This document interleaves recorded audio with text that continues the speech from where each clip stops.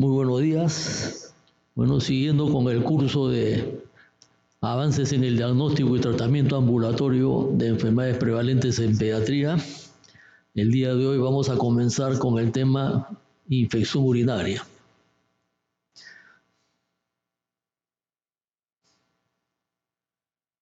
Y la infección urinaria se define como la propagación de bacterias dentro del tracto urinario, el crecimiento de las mismas y la producción de inflamación en el mismo.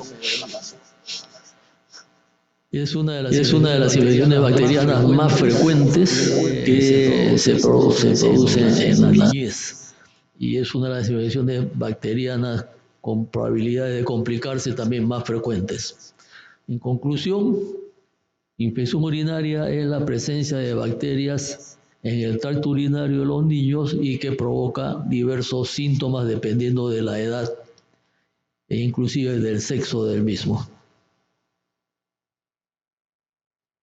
Y se clasifican en ITU alta o pielonefritis e ITU baja o cistitis. Entonces, como su nombre indica, ITU baja afecta a la vejiga urinaria y a la uretra, y la ITU alta a la pelvis renal y al parénquima renal. Los síntomas clásicos de la cistitis en los niños mayores es fisuria, polaquiuria, tenemo, urgencia miccional, fiebre, dolor lumbar, etc. Y en el niño más pequeñito puede ser solamente fiebre. Y la ITU alta o pielonefritis, el síntoma básico principal es la fiebre. Puede haber también irritabilidad, dolor lumbar, dolor abdominal, vómitos,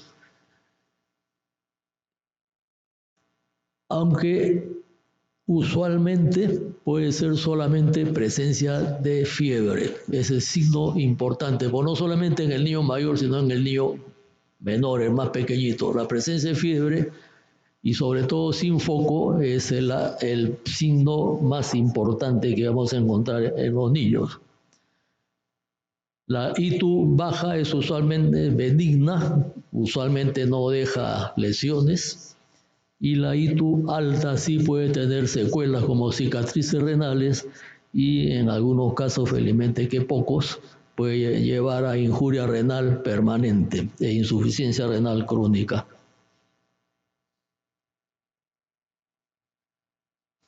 Y también hay un proceso muy importante porque nos lleva a no solo a error diagnóstico, sino también a errores en el tratamiento de muchos niños a los cuales no se deberían tratar. Y es el concepto de bacteriuria asintomática. Esto significa que hay bacterias con recuentos significativos en la orina de un niño, pero que no tienen ningún síntoma. Es un niño completamente asintomático y que se puede encontrar bacterias significativas en un examen de orina. Puede o no tener leucocituria. Es más frecuente en las niñas en edad escolar y carece de trascendencia clínica, y lo pongo entre comillas porque precisamente como decía, esta es una causa de tratamientos innecesarios en el niño. La bacteriuria asintomática no debe recibir ningún tipo de tratamiento, solo seguimiento, y en los casos que el niño ya tiene sintomatología y en eso recae su importancia, es que podemos iniciar un tratamiento empírico si sabemos que esta bacteriuria el germen que produce esta bacteriuria asintomática. Ya está demostrado pues que tratar estos procesos a largo tiempo no va a tener ninguna diferencia entre el niño con bacteriuria asintomática tratada contra el no tratado. Y lo único que conseguimos es crear gérmenes resistentes a la antibioticoterapia o a los antibióticos más usados para estos procesos de infección urinaria.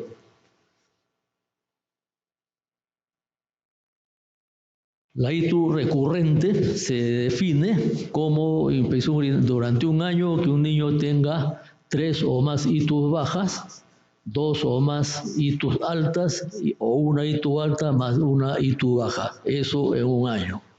Y la atípico complicada es la ITU alta que evoluciona en forma tórpida. Es un niño que recibe tratamientos y no mejora, o los síntomas disminuyen y vuelven a reaparecer así en el tiempo.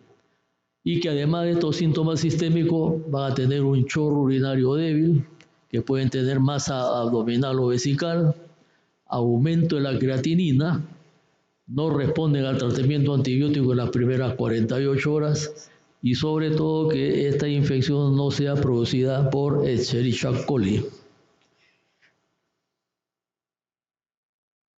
En cuanto a su epidemiología, es la infección bacteriana potencialmente grave más frecuente en la edad pediátrica, sobre todo en el menor de un año. En los primeros 3 meses de vida es más frecuente en varones que en mujercitas, y a partir del año de vida ya va a tornarse esta tendencia y las mujercitas van a tener la mayor frecuencia de infección urinaria que el varón. Es frecuente que luego de un primer episodio de ITU haya una recurrencia, por lo que todo niño que ha tenido su primer episodio de ITU debe hacérsele un seguimiento en el tiempo. Y más o menos hay estudios que indican que tras una infección urinaria, el reflujo vesiculolateral como complicación va a estar entre 18 y 31%. Por grupo etario, entonces vamos a ver que en niños menores de un año, las mujercitas tienen 0.7% de incidencia, mientras que el varón 2.7%. Entre 1 y 5 años se invierte esto, donde la mujercita tiene de 0.9 a 1.4% y el varón de 0.1 a 0.2%. Entre 6 y 16 años, la mujercita 0.7 a 2.3% y el varón 0.04 a 0.2%. Y en mayores de 16 años, hasta los 18 o menores de 18 entra en la edad pediátrica, pero mayores de 16 años ya la infección urinaria es bastante frecuente en mujeres, con 10.8%, y en varones es muy baja, 0.83%. Y en la fisiopatología, el tracto urinario es un tracto estéril, es un tracto que no debe tener bacterias, y la vía de producción más frecuente usualmente es la vía ascendente, o sea, las bacterias ingresan a través de la uretra hacia el tracto urinario, produciendo la colonización, luego la inflamación y la enfermedad, o sea, la infección urinaria. Y la vía hematógena es más rara. La vía hematógena hay que pensar en ella en los niños menores de un año, sobre todo en el menor de 3 meses y los neonatos, como vía de producción de infección urinaria. Los factores que favorecen la colonización del tracto urinario van a ser los que dependan del huésped y aquellos que dependen del microorganismo implicado. Los factores que dependen del huésped son si tienen alteraciones anatómicas del tracto urinario, si tienen reflujo vesiculolateral, si hay fimosis. Más o menos se calcula que el niño con fimosis tiene más o menos 6 veces más frecuencia de ITU que el niño circuncidado, pero que sin embargo está más en relación a la ITU recurrente que a la primera infección urinaria en el niño. El hábito retentor es muy importante. El niño que micciona frecuentemente en forma adecuada y normal va a hacer una especie de lavado, de barrido de los gérmenes o bacterias que se encuentran en el tracto urinario, y de tal manera que contribuye a esterilizarlo. Pero si hay persistencia del residuo miccional, esto sí es un factor de riesgo, el estreñimiento y hábitos higiénicos del aparato genital. El estreñimiento es un problema que provoca residuo miccional. Uno, por efecto de masa, comprime la vejiga y va a haber una zona donde la orina no va a poder ser evacuada completamente. En lo que corresponde al germen, al microorganismo, el más frecuente es la Escherichia coli. Este Escherichia coli tiene un gran tropismo por el aparato urinario y se moviliza en forma ascendente gracias a las fimbrias que tiene su cápsula. En cuanto se produce la invasión, va a haber formación pues, de un biofilm por el crecimiento indiscriminado de esta bacteria y que este biofilm va a servir como una capa de resistencia contra la inmunidad del huésped. Entonces va a haber una respuesta inflamatoria, esta que mantenida en el tiempo, si es que no se trata adecuadamente, va a llevar a daño renal. En la bacteriuria sintomática, los microorganismos pierden los factores de virulencia, no se desencadena respuesta inflamatoria mayor y por lo tanto no va a tener sintomatología. El diagnóstico es clínico, pero requiere de examen de laboratorio, sobre todo requiere examen de orinas.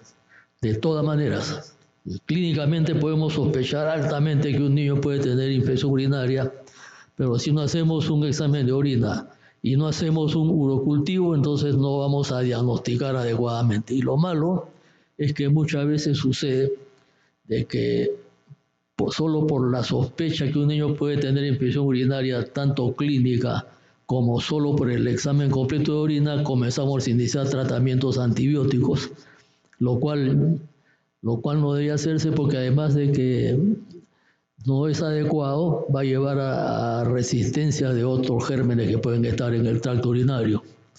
Entonces, historia, examen físico sugerente, niño con fiebre sin foco, niño con fiebre y disuria, polaquiuria, tenesmo vesical, urgencia miccional, dolor lumbar, dolor abdominal, etc. Y hay que confirmar con examen completo de orina compatible y urocultivo positivo.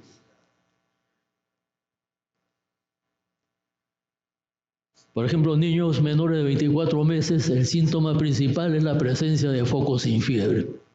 Y se dice, ya muchas guías indican que el examen de orina debe hacerse en niños menores de 2 años de la siguiente manera. Si son niñas, si esta es menor de 1 año, si tiene fiebre, con 2 de los siguientes factores. Menos de 1 año, si tiene fiebre más de 48 horas, su fiebre no tiene causa, o sea, no hay foco, o si la fiebre es igual o mayor a 39 grados centígrados. Con 2 de estos signos hay que hacer de todas maneras el examen completo de orina a la niña. Y si es niño y es circuncidado, fiebre mayor de 39, igual o mayor de 39 grados centígrados por más de 24 horas y sin causa aparente. O sea, en estos niños hay que hacer el examen de orina. Y si es no circuncidado, solamente es necesario que tenga fiebre menos o igual a 39 grados, pero por 24 horas. No hay que esperar que tenga más de 24 horas para hacer el examen completo de orina.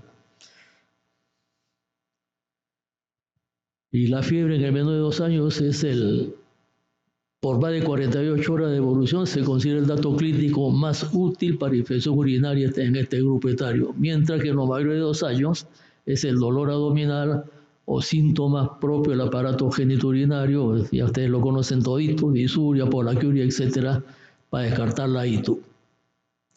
Y debido pues a que la clínica y la infección urinaria es bastante inespecífica, es necesario pues completar con los exámenes de laboratorio correspondientes. ¿Cuáles son los síntomas y signos en lactantes y niños con ITU? Vamos a ver de acuerdo a la edad, cuáles son los síntomas más comunes, los medianamente comunes o moderados y los menos comunes. En el menor de 3 meses, los más comunes son la fiebre, el vómito, la letargia, la irritabilidad. En el mayor de 3 meses, el lactante o que esté en etapa no verbal, la fiebre. Y en los niños ya que en etapa verbal y adolescentes, polaquiuria y disuria. Esos son los más comunes de estas edades. Lo que se puede encontrar en forma moderada o con menor frecuencia en el menor de 3 meses es rechazo a la alimentación y retraso del crecimiento. En el mayor de 3 meses verbal, dolor abdominal, vómitos, rechazo a alimentación, dolor lumbar. Y niños y adolescentes, vaciamiento disfuncional, incontinencia, dolor abdominal y dolor lumbar. Y los menos comunes, en menor de 3 meses, dolor abdominal, hematuria, ictericia, orina maloliente. En el mayor de 3 meses, letargia, irritabilidad, hematuria, orinas malolientes y retraso del crecimiento. Y en el niño y adolescente, la fiebre, malestar, vómitos, hematuria, orina maloliente y orina turbia. O sea, como pueden ver, en el niño y adolescente la fiebre es uno de los síntomas menos comunes que se presentan cuando hay infección urinaria en relación a los lactantes y menores de 3 meses. Y la fiebre es muy importante, un signo muy importante para pensar en dicha entidad. Y en todo niño que tiene infección urinaria hay que tratar de descartar pues, factores de riesgo para una patología nefrourológica que tenga.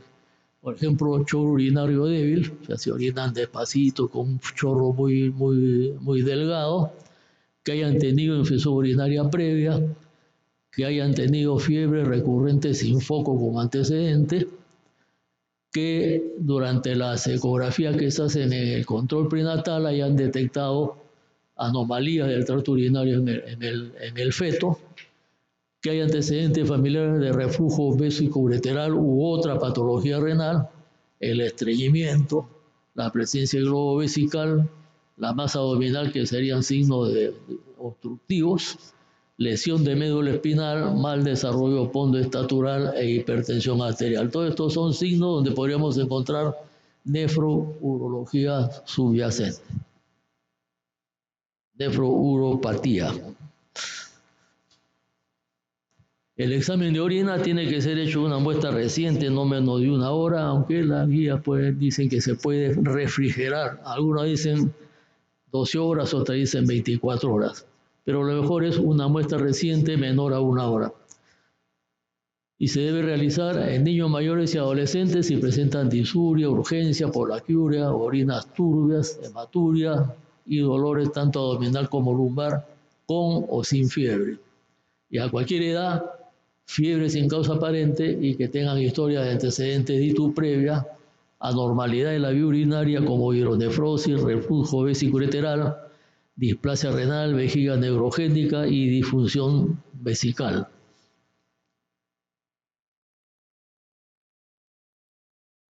En los niños, para el examen de orina, en los niños que tienen control de micción, recoger la muestra de orina de la mitad del chorro miccional, que es la orina de segundo chorro o chorro medio, previo lavado de genitales con jabón suave y considerar una buena hidratación del paciente previo a la recolección para asegurar un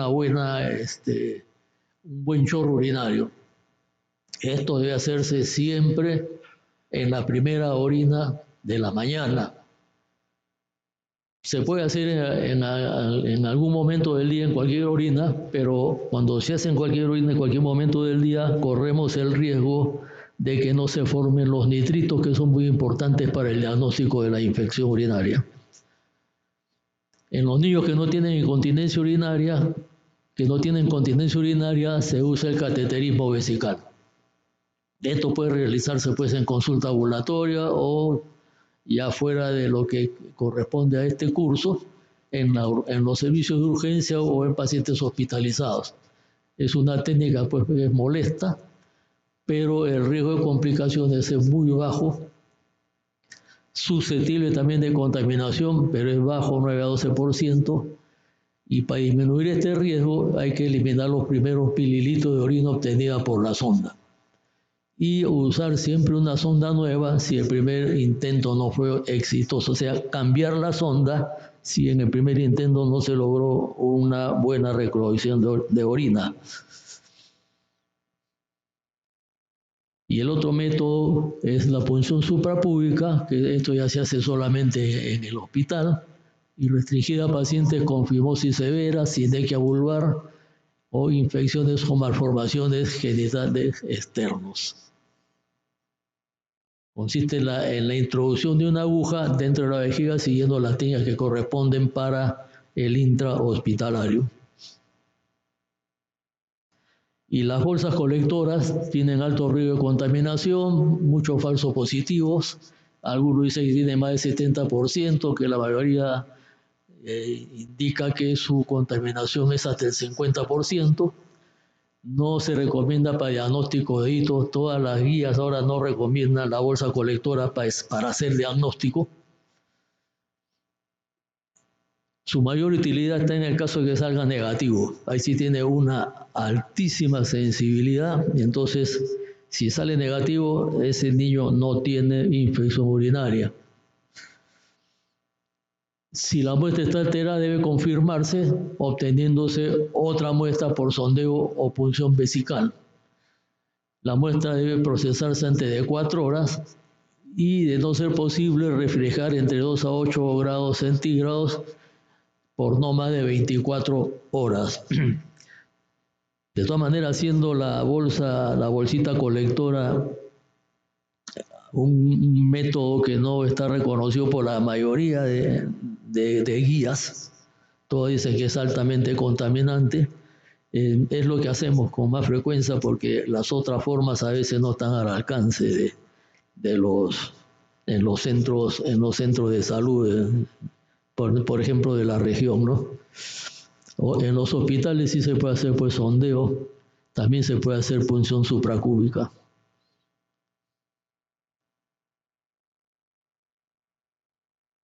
Siempre que hay infección urinaria, usualmente hay piuria, o sea, presencia de leucocitos elevados en orina. La leucocituria sin bacteriuria es inespecífica y puede estar presente en múltiples condiciones clínicas. En fiebre, cuando hay ejercicios intensos, en la vulvovaginitis en las niñas, en la balanitis en los niños, glomerulonefritis e inclusive en las apendicitis, cuando el apéndice, la punta del apéndice inflamado se pega a la vejiga. Bacteriuria sin leucocituria indica que eso puede ser contaminación externa, que puede ser bacteriuria sintomática y rara vez puede ser el inicio de una infección que por estar recientemente infectando al niño no va a presentar estos resultados en el examen de orina. Un uroanálisis alterado orienta al diagnóstico de ITU y permite iniciar tratamiento antibiótico precoz. Y tratamiento antibiótico precoz se llama al tratamiento empírico que se inicia previa toma de muestra de orina para urocultivo. Entonces, primero tomamos la muestra de orina para urocultivo e inmediatamente iniciamos tratamiento empírico en el niño que requiere. Entonces, este examen debe hacerse pues en orina fresca, recién emitida, y el examen de orina comprende dos fases, la tira reactiva y el examen microscópico de orina. La tira reactiva nos sirve básicamente para dos cosas, hablando de infección urinaria, para ver la presencia de nitritos y de la leucoestearasa, o las estearasas leucocitarias, como se llama. Los nitritos positivos tienen alta especificidad, pero baja sensibilidad. Esto significa que si nosotros encontramos nitritos positivos, nitritos negativos, esto no indica que el niño no tiene infección urinaria. Depende de su edad, depende del germen, etc. ¿Y en quiénes se van a ver estos falsos negativos? Lactantes y niños pequeños que tienen vaciamiento vesical rápido, porque me olvidaba, para que haya nitritos en la orina, las bacterias tienen que transformar los nitratos de los alimentos a nitritos y eso demora mínimo 4 horas y es producido solo por bacterias gram negativas, pero no todas. Por eso es que el examen de orina debe ser realizado en la primera orina del día, porque es así nos garantiza una orina usualmente mayor de 4 horas retenida dentro de la vejiga del niño. ¿Y quiénes tienen falsos negativos? 2. Por lo tanto, van a tener estos los bebitos pequeños que se orinan rápidamente y fácilmente, cuando la infección urinaria es por uropatógenos que no reducen nitratos a nitritos, y estos son las pseudomonas, enterococos, estafilococos saprophyticus y las cándidas. Y cuando hay ácido ascórbico en la orina. La leucohistoarasa va a detectar la presencia de leucocitos en orina. Es esencial para establecer el diagnóstico diferencial de ITU versus contaminación o bacteriuria asintomática. Cuando encontramos leucohistoarasa más nitritos en la tira reactiva, su sensibilidad va a ser de 93% y la especificidad de 72%, por lo que se puede utilizar con seguridad para el diagnóstico de ITU. Entonces, como manejo práctico con estos dos elementos que se encuentran en el examen de orina, en la tira reactiva, vamos a ver si los nitritos son positivos y la leucohistoarasa es positivo, la probabilidad de infección urinaria es muy probable, y en este caso pues tiene que hacerse de todas maneras urocultivo e iniciar tratamiento antibiótico empírico. Si el nitrito es positivo y la leucohistoarasa negativa, es probable que tenga infección urinaria y tenemos el mismo comportamiento que en el anterior. Si los nitritos son negativos y la leucohistoarasa positivo, hay alta sospecha de que pueda ser infección urinaria. Entonces se hace urocultivo y el tratamiento antibiótico empírico se realiza dependiendo de la clínica que tenga el paciente y de la edad del mismo. A menor edad, más pequeñitos, hay que iniciar tratamiento rápidamente. La leucohistoarasa negativos con nitritos negativos es muy improbable que este niño tenga infección urinaria. El segmento urinario va a analizar la presencia de leucocitos y bacterias. Igualito, en la orina tiene que ser fresca y puede hacerse en orina centrifugada o no centrifugada. Es significativo si hay mayor de 10 leucocitos por milímetro cúbico en orina no centrifugada o más de 25 leucocitos por milímetro cúbico en orina centrifugada, o mayor de 5 leucocitos por campo en 400 aumentos. Y la presencia de bacterias en orina nos indica la probabilidad de infección urinaria. Y el urocultivo, que es el gol estándar para diagnosticar infección urinaria, nos indica que hay 4 procedimientos. Uno es el cateterismo vesical, donde si se encuentra entre 10.000, primero algunas guías indican que debe ser mayor de 50.000 unidades formadoras de colonia por mililitro para diagnosticar infección urinaria. Pero también hay otras que dicen si el paciente tiene mayor de 10.000 unidades formadoras de colonia y tiene clínica y tiene leucohistoarasa y tiene nitritos, considerar infección urinaria mayor de esta cantidad. El segundo método es la orina de segundo chorro y el tercero es la bolsa colectora. La bolsa colectora con alto riesgo por contaminación. En estos casos se define infección urinaria si el resultado es mayor o igual a 100.000 unidades formadoras de colonia por mililitro. En el caso del segundo chorro, se indica que si el paciente tiene fiebre más leucocituria, puede considerarse mayor de 50.000 unidades formadoras de colonia por mililitro, y sobre todo si cuando el uropatógeno no es Escherichia coli. La bolsa colectora de orina debe ser mayor de 100.000 unidades formadoras por mililitro, pero muchas guías dicen que por la alta contaminación debe confirmarse por otro método. Pero nosotros en nuestro método estamos acostumbrados a no confirmarlo y bueno, es el método que utilizamos con mayor frecuencia. ¿Cuándo consideramos que un urocultivo está contaminado? Cuando se usa muestra colectora por bolsa colectora. Cuando hay crecimiento de más de un microorganismo, cuando lo que crece son comensales de la piel, el recuento de colonias menor a lo estandarizado, o sea, menos de 10.000 si es cateterismo, menos de 50.000 si es orina en segundo chorro, menos de 100.000 si es bolsa colectora, y urocultivos positivos sin leucocituria o con examen de orina normal. Otros exámenes de laboratorio que no son necesarios, pero pueden ayudar un poco en determinar la intensidad de la infección, es el hemograma y los marcadores inflamatorios, que indican, dependiendo ¿cómo se llama?, de sus cifras altas, si va a haber grados de afectación renal. Por ejemplo, hay que pensar en ello cuando la velocidad de eritrosedimentación es mayor de 10 milímetros por hora, cuando el PCR es mayor de 35 miligramos por litro, o la procalcitonina mayor de 0,85 nanogramos por mililitro. Hemocultivos se hacen solo en los lactantes menores de 3 meses, en el niño con aspecto tóxico o séptico, o en los niños que vienen con malformaciones del tracto urinario. La osmolaridad urinaria disminuida nos indica que hay casi siempre que hay daño parenquimatoso renal.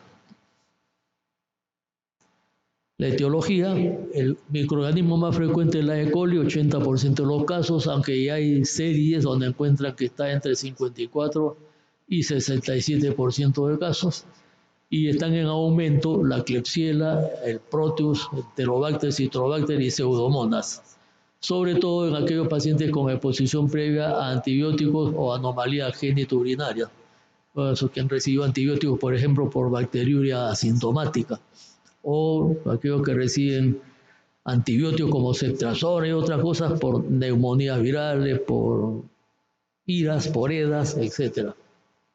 Otros microorganismos ya menos frecuentes, la cándida, el estafilococo aureus y saprofíticus y el enterococo. En los últimos años, pues, hay un incremento de bacterias de infecciones causadas por bacterias multiresistentes de difícil tratamiento. Estas ya son de tratamiento intrahospitalario. Los virus son raros, sobre todo en pacientes inmunodeprimidos, y sobre todo el adenovirus, que es un virus que puede provocar cistitis hemorrágica. El tratamiento, su objetivo es mejorar al niño clínicamente, erradicar la infección y minimizar las secuelas a largo plazo.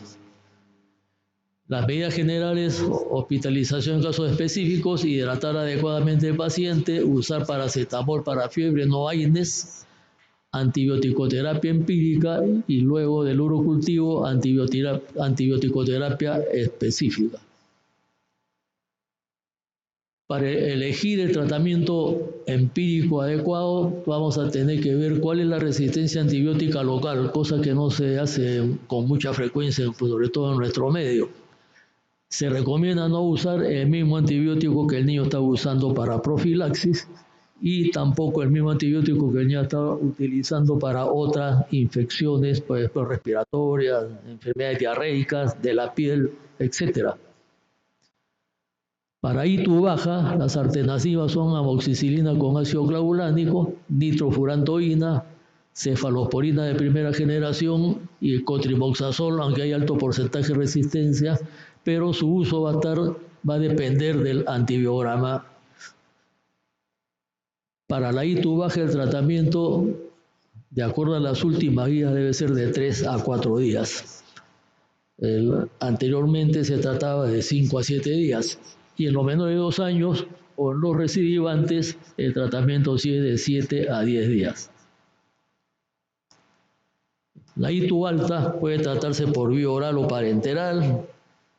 Las parenterales, solo si es intramuscular, puede hacerse en el ambulatorio, si no, tiene que ir a hospitalización. Las alternativas son de primera elección la cefalosporina de segunda o tercera generación por vía oral, y como alternativa la micacina o ceftriaxona cada 24 horas endovenosa o intramuscular. Si es menor de 3 meses, hay que asociar ampicilina porque puede haber infección por enterococo asociada en estos pacientitos. No usar aminoglucósido, pues si hay alteración de la función renal.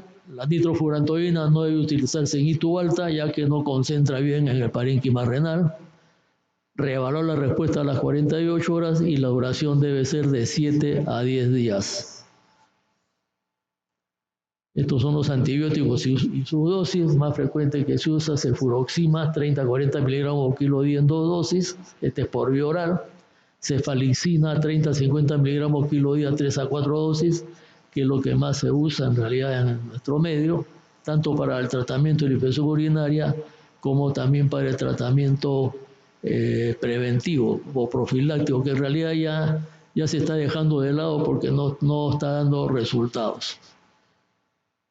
Cefaclor, 20 miligramos por kilo día en 3 dosis; amoxicilina con ácido clavulánico, 40 a 45 miligramos por día en 3 dosis; y la nitrofurantoína, 5 a 7 miligramos por kilo día en 3 a 4 dosis. No olvidarse que esto solo es para ITU baja. Y el cotrimoxazol, 8 a 12 miligramos de trimethoprim, dividido en 2 dosis. Si la ITU es febril, hay que usar la vía intramuscular endovenosa, iniciando en primer lugar con ceftriaxona, 50 a 75 miligramos por kilo día en una dosis; cefotaxima, 150 miligramos en 3 a 4 dosis; la ambicacina, una sola dosis por 15 miligramos por kilo día; genta, también una dosis, 5 a 7.5 miligramos por kilo día; y ampicilina, 200 a 300 miligramos por kilo día en 4 dosis por vía oral. Esto que dice acá, una dosis, es una dosis al día, o sea, no se reparten las dosis. Y el tratamiento dura, depende de lo que estemos tratando, si es alto o baja, 3 a 4 días o 7 a 10 días.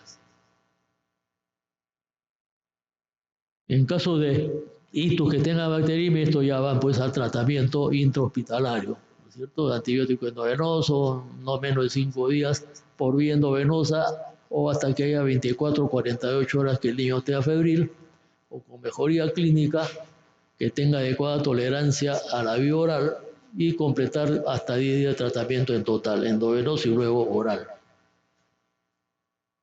Creo que ya estamos terminando. Las imágenes para el diagnóstico de infección urinaria: se recomienda que todo niño menor de 2 años, sobre todo en su primer episodio, debe hacérsele necesariamente una ecografía renal y vesical. Y esto pues nos va a ayudar a valorar las alteraciones anatómicas y monitorizar el correcto crecimiento renal. La gammagrafía renal con ácido dimercapto succínico o DMSA no lo recomiendan en fase aguda, se realiza solo si el paciente ya tiene recurrencias, etc. Y en las ITUS atípicas. Y esta gammagrafía nos va a servir para detectar pues el daño renal, las cicatrices y otro tipo de problemas de tipo renal crónico. Y la cisturectografía miccional ascendente tampoco se recomienda de manera sistemática y se debería realizar si pruebas anteriores muestran alteraciones, por ejemplo, hidronefrosis, imágenes sugestivas de RBU en las ecografías y en las ecografías prenatales.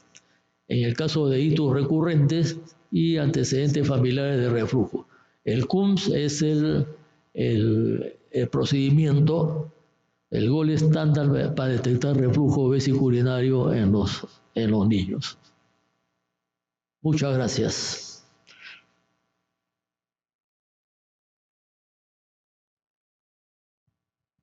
Bueno, buenos días. Agradecemos al doctor José Sánchez Arenas por su excelente exposición. Si hay alguna pregunta del público o de repente de alguien del medio de Zoom, estamos en espera. Doctor Sánchez, tengo una preguntita para usted. ¿Qué recomienda como tratamiento de inicio antes que salga el resultado del cultivo para un paciente con infección urinaria, ¿no? De inicio. Muy bien, entonces, para hacer el tratamiento empírico tenemos que tener pues clínica, y luego tenemos que tener un examen de orina patológico, que tenga leucocituria, que tenga leucoestearasa urinaria positiva y nitritos positivos, y también gérmenes en orina. En un niño con clínica debemos iniciar en el ambulatorio, PTS ambulatorio, tratamiento oral con cefalosporinas de segunda o tercera generación, o con cefalosporina de primera como cefalexina, que en realidad es la que más se usa. Luego, dependiendo del niño cómo se encuentre, si es febril, y está, digamos, un poco comprometido, pero aún se puede tratar en el ambiente ambulatorio. En esos casos usar cefalosporina de tercera o amikacina. Y si es menor de 3 meses, debería ir al hospital, pero si no hay posibilidad, agregar al tratamiento ampicilina. Sí, porque en el último Congreso de Pediatría hay un estudio que han hecho en el Hospital de Emergencias Grau del 2018 al 2022 para ver la etiología y la sensibilidad de las bacterias que producen infección urinaria, ¿no? Y han recomendado que hay menos resistencia al uso, en todo caso, de vía oral, que es la nitrofurantoína, que no se utiliza mucho ahora actualmente, ¿no?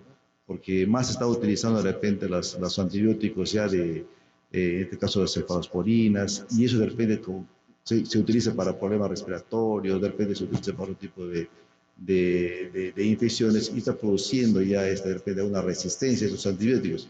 Y estamos queriendo volver de repente a lo que se utilizaba antes, nitrofurantoína, se utilizaba más, eso se utilizaba antes más, ¿no?